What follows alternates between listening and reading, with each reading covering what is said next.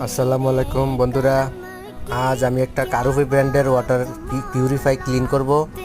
দেখেন এটার অবস্থা কি হয়েছে। ময়লা জমা, এই ময়লাগুলাই মানুষের দেহের ভিতর পানির সাথে ঢুকে যায়। অবস্থাটা দেখেন কত ময়লা। আইস, এটা আমরা পরিষ্কার করব, এটার সেবাটার চেঞ্জ করব, সাথে পুরাটাই ক্লিন করব। দেখেন অবস্থা কি ছিল, কি হয়ে গেছে, কত ময়লা। এই ময়লা দেহের ভিতর সব যাইতো যদি এটা ক্লিন না করতাম।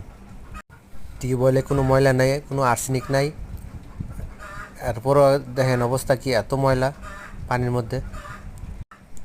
ভালো করে টাইট দিয়ে নেবেন, না হয় কিন্তু পানি লিক করার সম্ভাবনা থাকে। ভালো করে টাইট দিয়ে নেব। এখন পানির অবস্থা দেখেন কত সুন্দর ক্লিন হয়েছে। আগে যে ময়লা পানি ছিল এখন আর ময়লা আসতেছে না।